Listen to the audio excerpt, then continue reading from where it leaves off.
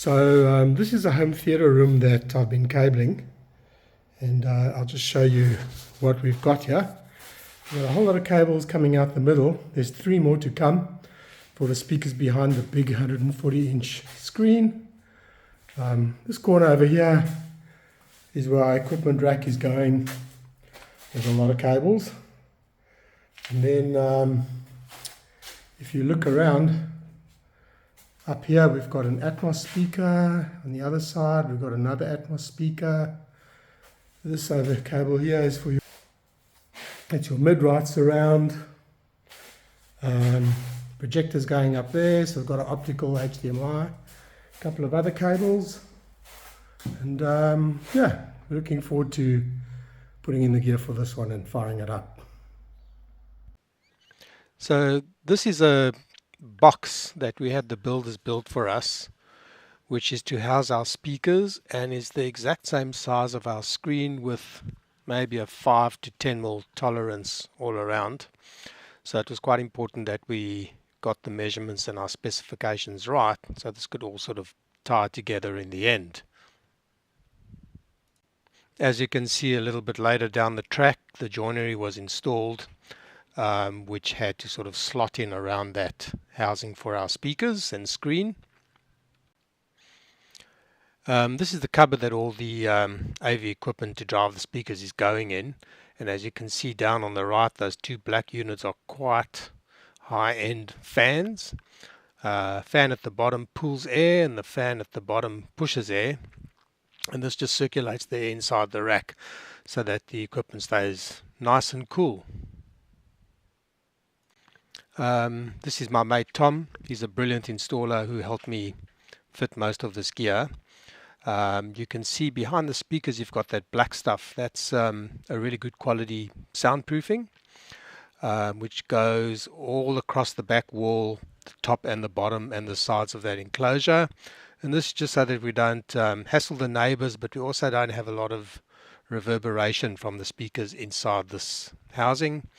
These are really, really nice speakers. They're made by Crix, the same guys that do all the Hoyt stuff. I think it's called the Crix Megaphonics. And you can see we've got the front left, center, front right, and 2 subwoofers. Working in unison with 2 subwoofers on the rear wall, which I'll show you a little bit later. That's me looking very happy with my speakers and quite excited to fire these puppies up. This is the amp rack. Wasn't quite finished with cabling. There was a bit more equipment going in there, but you'll see there's 3 amplifiers. The big 9-channel amp is for all the front surrounds Atmos speakers, and then the 2 top amps, those are dedicated to the subwoofer, so they're big commercial Yamaha amplifiers. One drives the 2 subs at the front, one drives the 2 subs at the rears. The one for the rear is set out of phase so that we've got this push-pull action between the front and the rear subs, which really gives you a nice constant bass through the room. So next is our Epson, I think it's a EH-LS12000B. This is a 4K laser projector. It's got a beautiful image, really nice on the eye. And we're pretty happy with this projector. Good value for money. I mean, you can spend a lot more on a 4K projector, but this is really great bang for the buck. Now you can see the amp rack with the amplifiers sitting in the joinery. Just above that there's a wireless access point, so we've got good Wi-Fi in the room. Later on we also installed the Foxtel box, the Apple TV, and a little Savant controller, which is an automation system, making it really easy to control all this home theater gear from your iPhone and a nice handheld Savant remote control. So this is an image of the back of the room. As you can see, we've got the 2 rear subwoofers. I think they're called Crix Boom or Crix Megaphonics, Crix Cyclonics, and the projector on the bracket, the rear speakers finished off with grills. Okay, and now a while later, carpet was installed.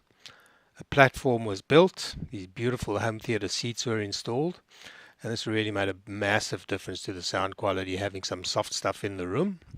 We are later on doing acoustic treatments on the wall, but you can see the room has now beautifully come together, and we've really almost reached reference levels, making this a very exciting home theatre to sit and listen to.